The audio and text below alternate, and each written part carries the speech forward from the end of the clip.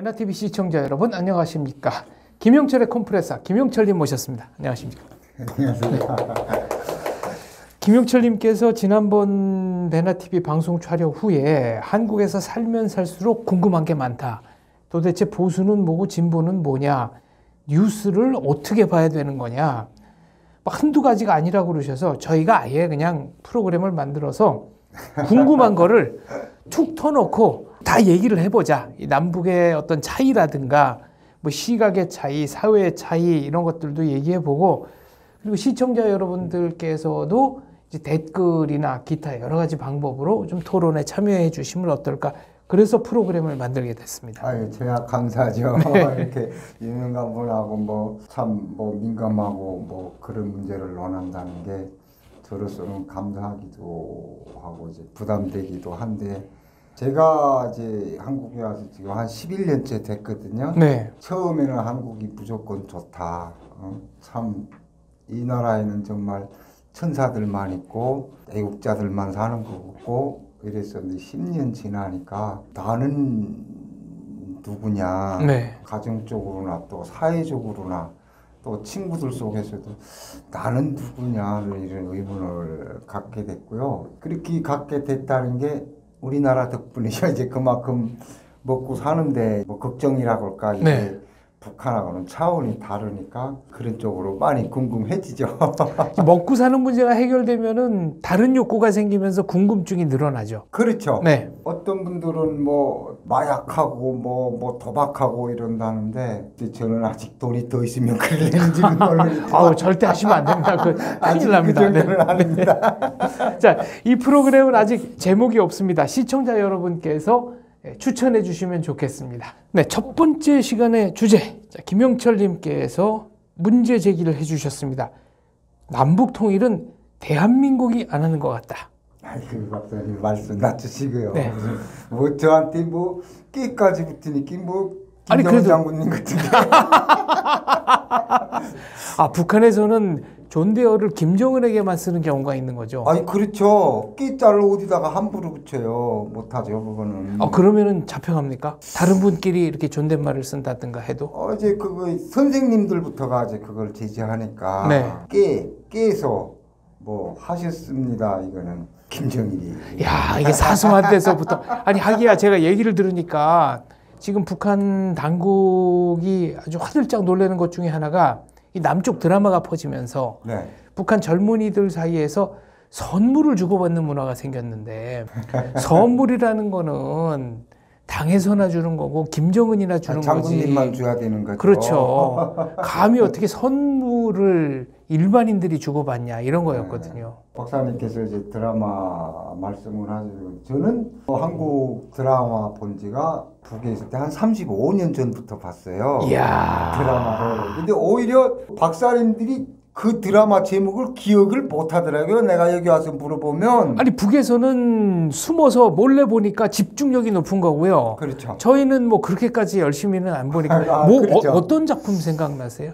제가 이제 그때 북한에서 봤던 게 첫사랑, 그다음에 뭐 겨울연가, 목욕탕집 남자, 이야, 김수현. 살다 보면 뭐 이런 거 역사 드라마, 무인시대, 뭐 태조 왕건. 야, 90년대 드라마 네. 제목이 지금 계속 나오고 있습니다. 근데 대한민국 드라마가 이게 일내는 게 뭐냐면은 그거 한번 보면요 총살 될까 알면서도 봐요. 재미가 있어서. 아니 재미보다도 그게 마약보다도 야 사람이 살면서 저런 것도 있네. 네. 그리고 이제 그 드라마가 항상 노동자들이 일하는 게 컴퓨터 놓고 일하는 거예요. 우리는 노동자라고 하면 뭐 벌판에 나가서 벼 비고 땅 파고 꽃게질하고 뭐 건설자들 아파트 자갈 깨서 면하려고 네. 이게 일인데 한국 드라마 그때 당시요 30년 전 그때도 컴퓨터 켜놓고선 아니 쟤들은 뭘 일을 한다는 거야? 컴퓨터 켜놓고 저기서 뭘 한다는 거야? 아. 이제 이런 궁금증이 있었고 또 드라마에서 북한은 워낙 먹는 게 귀한 나라니까요. 드라마에서도 나오는 게 먹는 장면이 제일 많이 나와요. 항상 먹고 있어요 드라마에서. 뭐 커피 먹고 뭐 식당 가서 먹고 집에 가서 먹고 이러는 거를 보면서 야 진짜 저 남조선이 진짜 저렇게 먹을 게 많을까? 그래서 이제 북한에서 그때 당시 뭐 고난행군 겪으면서 뭐 배급 못 주고 뭐 이러니까 각 직장별로 학년 제강이 나왔어요. 네. 우리나라가 이제 그 배골코 이렇게 한 게 이제 경제 봉쇄 때문이다. 그러면서 이제 그 아직도 잊혀지지 않는 게 젖을 못 주는 엄마의 마음이 어떻겠냐. 그렇게 젖을 못 주는 조선노동당의 어머니 당의 마음이 어떻겠는가. 우리 장군님은 그 이상으로 이제 속을 쓴다는 거죠. 아니 자기들이 능력이 없고 그 자기들의 실패 잘못을 인정 안 하는 거네요. 아주 교묘하게 피해갑니다. 근데 이게 문제가 뭐냐면은 지금은 뭐 많이 변했겠죠. 북한식으로 말하면 북한 인민들이라고 그래야 되겠죠. 인민들도 이제 많이 변했겠죠. 이제는. 근데 그때 당시만 해도 다른 세계를 못 봤으니까요. 북조선에서 사는 게 태어나서부터 엄마 뱃속에서부터 김일성 원수님 고맙습니다. 김정일 장군님 고맙습니다. 해서 태어나가지고 유치원에서부터 고맙습니다. 이거 노래도 있어요. 나를 낳아준 엄마도 어머니라 부르는 우리 어머니 당. 그러니까 교육을 그렇게 받다 나니까 아 진짜 이거 미국 놈들하고 남조선 놈들하고 우리나라 이렇게 경제 봉쇄를 해서 이렇게 못 사노나. 그러나 못 살지만 우리가 이렇게 핵무기 만들고 뭐 군대를 그래서 선군 정치잖아요. 그렇죠. 이게 노예되는 것보다는 배를 골아도 우리는 이걸 지켜야 된다. 이런 식으로 교양을 했거든요. 그렇게 해서 뭐 북한에서도 뭐 고난행군 끝나면 무슨 시대가 열린다. 무슨 시대가 열린다. 네, 강성대국의 문을 열어 젖히겠다. 뭐 이런 게 많이 나왔거든요. 근데 그거 지나면 지날수록 점점 더한 거잖아요. 그러니까 우리 북한 사람들 중에서 야 다른 나라 노예가 돼도 배만 불러주면 좋겠다. 이렇게 됐거든요. 이게 문제가. 어마어마한 변화네요. 저는 통일은 우리나라가 안 한다고 보거든요. 왜 그렇게 생각하십니까? 남북한의 그 갭 차이를 58배라고 말씀하시는 그런 박사님도 계시더라고요. 도로율, 그다음에 뭐 경제 지표 이런 것들을 따지면은 50배에서 한 58배 정도 되지 않을까 이런 추정들을 하는 거죠. 근데 이제 그거는 막연한 거잖아요. 네. 북한에 가서 북한 GDP가 얼마인지 수출량이 정말 얼마인지 정확히 모르잖아요. 데이터가 없는 나라니까. 그렇죠. 그 나라는. 경제 제재 전에 대략 20억 불 정도 수출하고 30억 불 정도 수입하는 걸로 통계는 잡혀 있습니다. 공식 통계는 그렇게 나와 있죠. 근데 이제 저는 이제 그 공식 통계를 믿지 않는 게 북한은 이제 거짓의 나라이기 때문에 저는 북한 인구도 2,500만이다 하는 것도 안 믿고요. 저는 좀 과장된 것 같아요. 네. 제가 보건대는 한 2천만? 한 1,800? 그죠? 그 정도로 알고 있는데 어쨌든 우리나라하고 북한하고 국력 차이 이게 58배 된다고 그러더라고요. 네. 그 북한 인구에 대해서 잠깐 제가 말씀을 드리자면은 북한이 국제사회로부터 구호를 받기 위해서 그러려면 인구를 늘려야 그래야죠. 받는 게 더 그렇죠. 많지 않습니까? 그래서 인구를 현재 살고 있는 인구보다 훨씬 더 늘린다는 혐의가 있습니다. 저는 이제 이 말씀을 왜 드리냐면은 저 때부터도 애를 많이 안 낳았거든요. 네. 애를 2명 이상 하면 3대 모절이라고 그랬어요. 3대 모절이라고. 북한에서 벌써 네. 그런 얘기가 우리 쭉 때, 돌았군요. 우리 때요. 내가 지금 결혼한 지가 27년이 됐거든요. 그때 벌써 그랬다고요. 하나 낳기 운동을 했어요.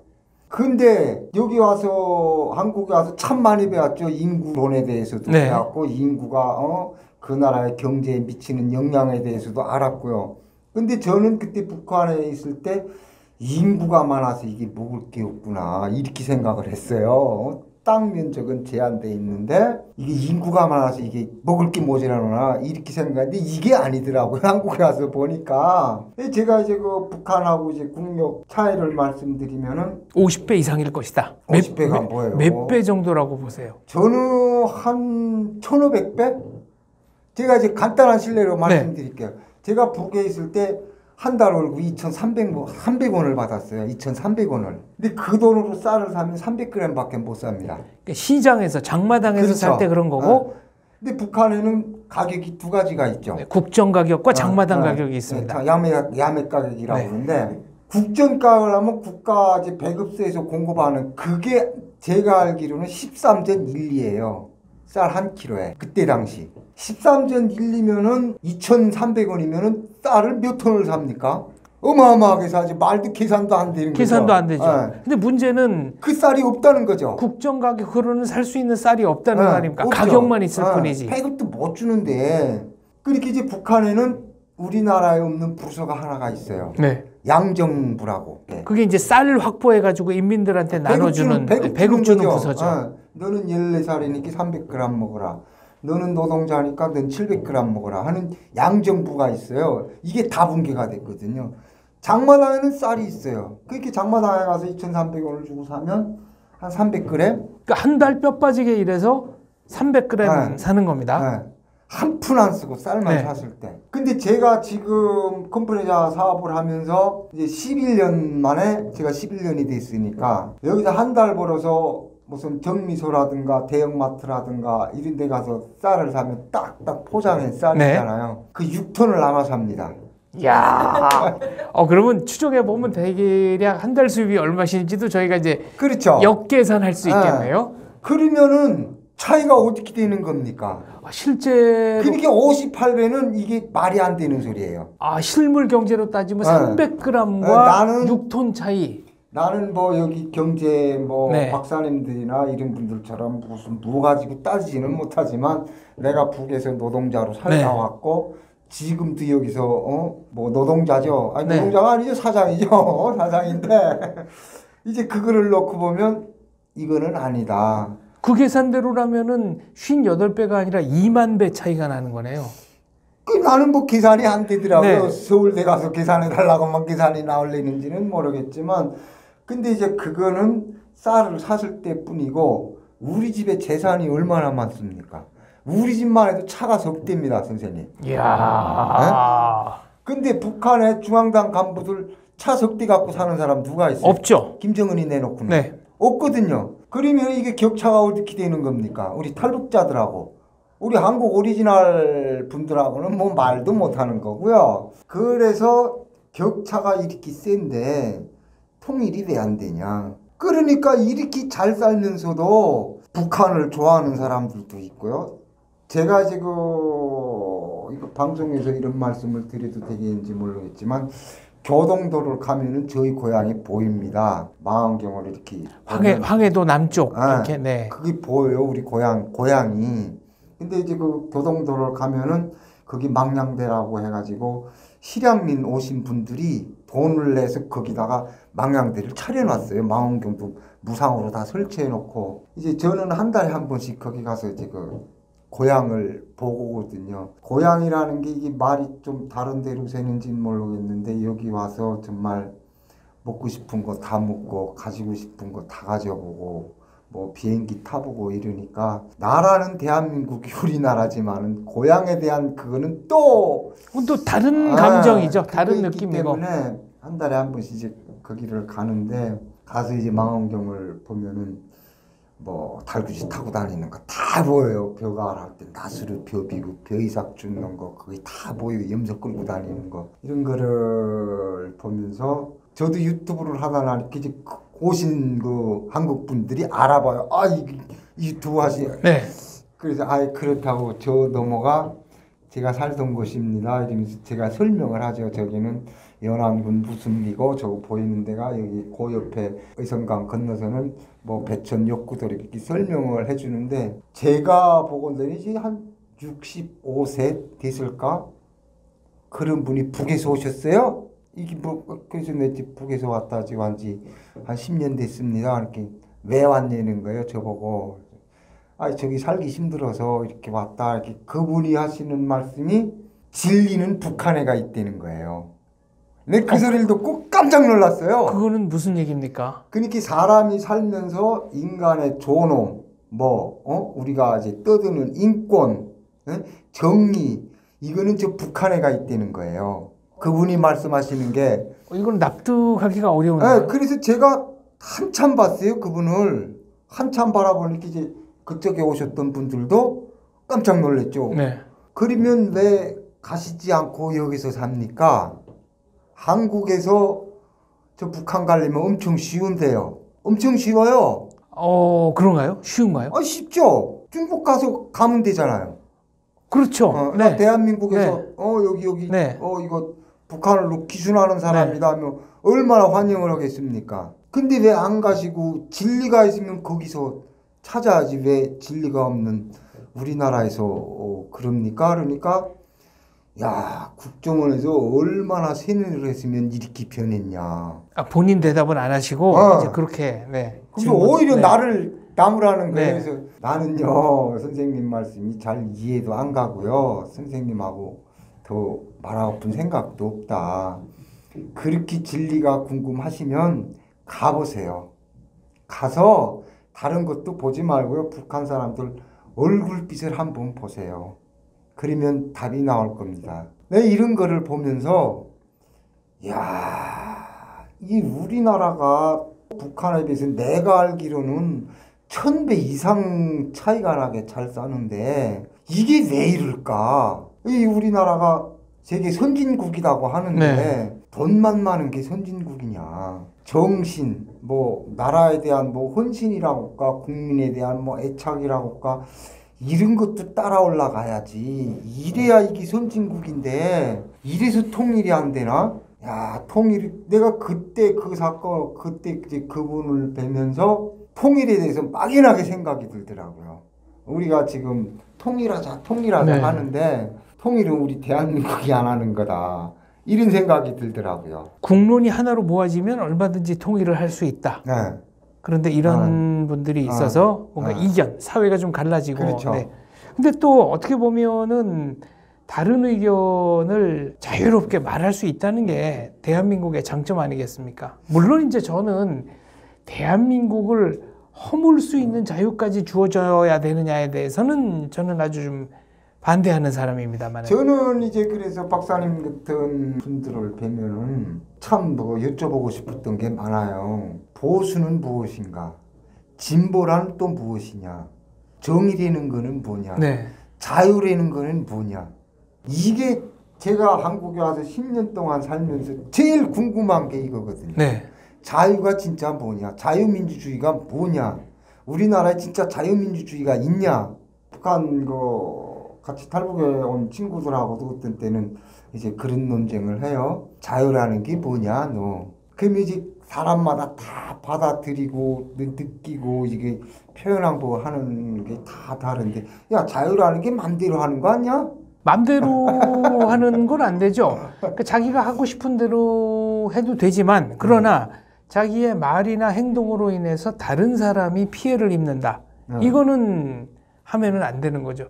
자기의 말과 행동에 따라서 자기가 책임을 지는 게 진정한 자유입니다. 아니 그러니까 나는 이제 국정원에서 배울 때 자유에는 반드시 책임이 따른다고 했거든요. 제가 책임져야 된다고. 근데 여기 와서 한 10년 동안 살아보니까 과연 책임을 지냐. 우리 탈북자들부터도 과연 책임을 지냐. 여기 한국에 와서 집 다 받고 뭐 기초수급 다 받고 10년 넘게 기초수급 타는 사람들도 있어요. 과연 이게 자유냐.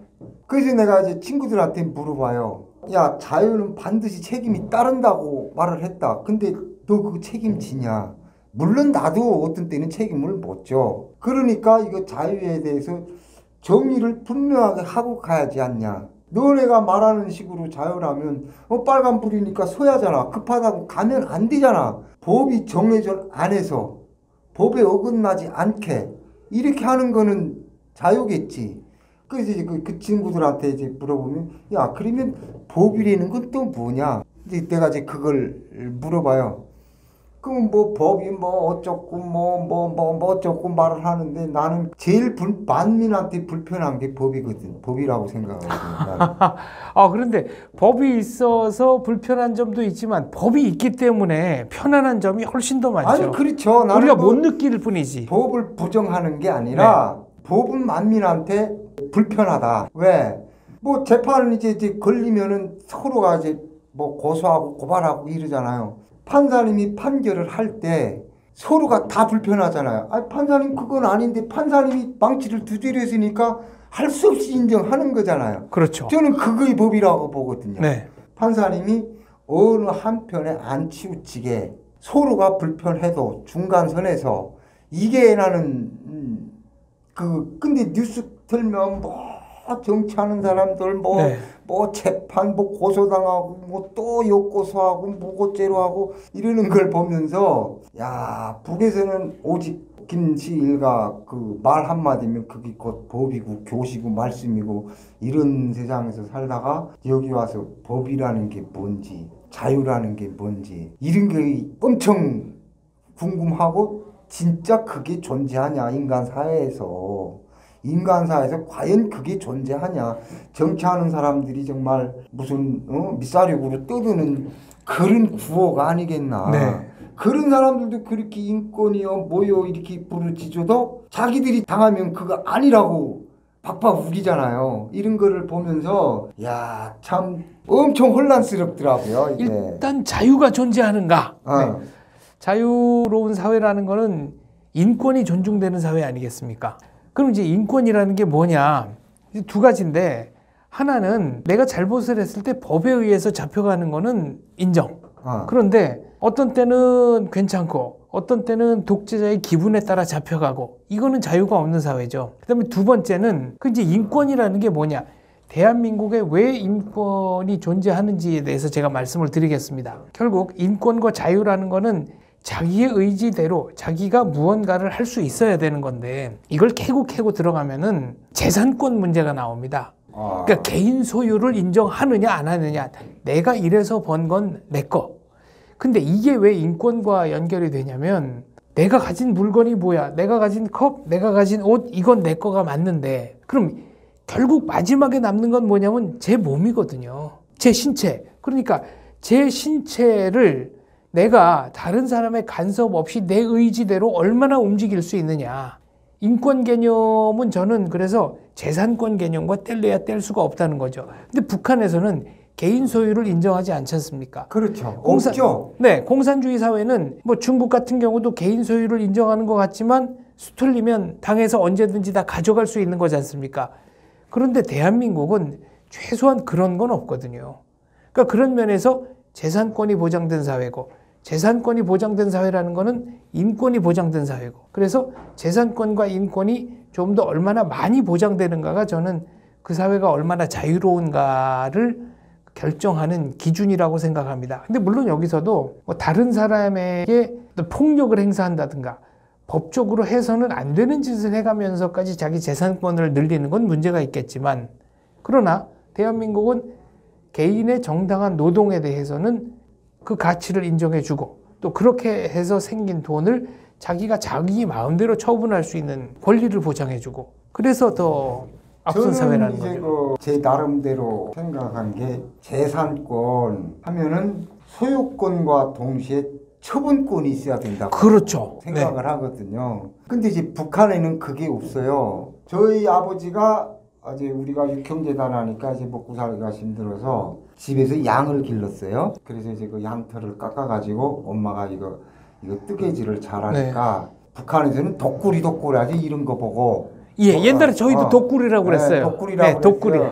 이거를 이제 바늘로 떠가지고 양털 독구리죠. 네. 그러니까 북한은 좀 추운 지방이다 하니까 그래서 이거를 팔아가지고 독구리를 떠서 팔아서 이제 먹고 살았거든요. 그러니까 이게 수입이 괜찮다 하니까 아버지가 양을 5마리를 길렀어요. 근데 5마리 되니까 여기로 말하면 경찰이죠. 안전부죠. 안전부에서 나와서 그걸 회수해 가요. 5마리 이상은 나는 뭐 북한에서 뭐 헌법이 어떻게 생겼는지도 몰라요. 근데 법에가 그렇게 규정이 됐대요. 개인이 양 5마리 이상을 기를 수 없다. 소유할 수가 없다. 이렇게 돼서 그게 뺏겼거든요. 5마리 다 뺏겼습니까? 아니죠. 2마리를 가져갔어요. 4마리 남겨놓고 1마리를 가져가야지. 그 계산대로라면. 글쎄 모르겠어요. 북한은 뭐 법이 없는 나라니까. 그래서 가져갔는데 그 갔다가 뭘 했냐. 북한에 무슨 뭐 양 기르는 무슨 공동 무슨 축사도 없는 거고 그러니까 그 보안소 놈들이 안전한 놈들이 갖다 불고기를 해 먹었어요. 잡아 먹었군요. 지들이. 그래서 이제 그 북한은 북한에서밖에 못 살았으니까 이게 이런 거구나 이렇게 생각을 했는데 한국에 오니까 이게 달라진 거죠. 그렇죠. 이게 재산권이라는 게 이렇구나. 이거 개인의 재산은 국가가 나서서 보호를 하느나 이러니까 우리나라가 발전을 했겠지. 그렇죠. 예. 나는 우리나라가 발전될 수 있는 동력이 그거라고 보거든요. 내가 이래서 본 게 내게 안 된다 그러면 누가 열심히 하겠습니까? 지켜주잖아요, 그걸. 네. 법적으로. 그렇기 때문에 더 열심히 일을 하고, 아, 내가 요번에는 돈을 벌어서 차를 샀다면 조금 더 벌면은 내가 집 한 채를 살 수 있겠구나. 네. 또 집 한 채 사서 그게 또 저기면, 아, 뭐 빌딩을 하나, 땅을 살 수 있겠구나. 이런 식으로 되니까 우리나라가 발전할 수 있었던 거죠. 근데 이제 북한 같은 경우는 아까도 내가 이제 우리 남북한의 우리나라하고 북한의 국력 차이를 비교했지만 북한에는 일할 수 있는 권리밖에 없어요. 일할 수 있는 의무. 아니 그것도 권리죠. 무조건 더 일을 해라. 의무와 권리가 이게 이상하게 이게 남쪽에서 쓰는 용어랑 이게 좀 다르군요. 다르죠. 이제 의무가 있으면 권리가 따라와야 될 거 아닙니까? 네. 근데 북한은 권리하고 의리가 똑같아요.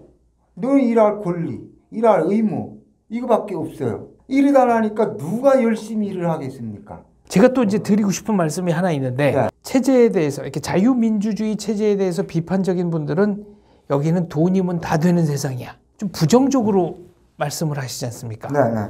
근데 이게 좀 논리적으로 한번 따져보자는 거죠. 돈이면 다 되는 세상이 그러면 과연 나쁜 세상인가? 예를 들어 제가 돈이 있는데 당신은 토대가 나쁘니까 이 물건 나 당신한테 못 팔아. 당신은 아시아 인종이니까 나 당신한테 이 물건 못 팔아. 당신은 남자니까 나 당신한테 이 물건 못 팔아. 당신은 한국 사람이니까 나는 이 물건 못 팔아. 내가 충분히 돈이 있는데도 못 산다. 그러면 돈이면 다 안 되는 세상이 더 나쁜 세상이지. 무슨 인종, 성별, 종교 이런 거 갖고 탄압하는 세상은 지금보다는 인권이나 자유가 덜한 세상 아닙니까? 실제로 북한은 돈이 있다고 그래서 자기가 원하는 물건을 살 수 있는 세상이 아니잖아요. 삽니다. 지금은. 북한도 돈이면 다 됩니다. 돈이 어느 정도인가 하죠. 돈이 어느 정도인가. 예. 돈이 아마 1억 달러 있으면 김정일이 부관도 할 수 있을 겁니다. 근데 그 돈이 안 되니까 못 하는 거죠. 김정일 부관 말고 김정일은 없애고 자기가 그 자리에 가는 건 안 되나요? 아, 그렇긴 제가 이제 그건 돈이 좀 더 들까요? 이건 혹시 이거 박사님 기억하실려는지 모르겠지만 지금은 그 사람이 죽어서 없어졌지만 최광이라고 총참모장이 있었어요. 북한에. 그 사람도 숙청당하지 않았습니까? 저는 뭐 그거는 모르겠어요. 뭐 보도는 뭐 그렇게 나왔던 것 같은데. 근데 숙청당했는지 뭐 네. 그거는 모르겠는데 그 총참모장이면은 대단한 거잖아요. 그럼요. 우리나라의 합참 네. 의장이에요. 네. 싸움을 진짜 전쟁을 일으킬 수 있고 뭐 이런 네. 사람인데 이 사람 개인 운전수가 차를 사가지고 들어가요. 일본 차 무슨 사파리 새 걸 사가지고 그 사람 운전수로 들어갔어요. 개인 운전수로. 그러니까 답 나왔잖아요. 아, 그러니까 고위직도 그렇게 그러니까 뇌물로. 네. 김정일이가 총참모장을 차를 안 줬겠습니까? 좋겠죠. 근데 그거보다 더 좋은 차를 사가지고 가면 최광이 운전수를 했다고요.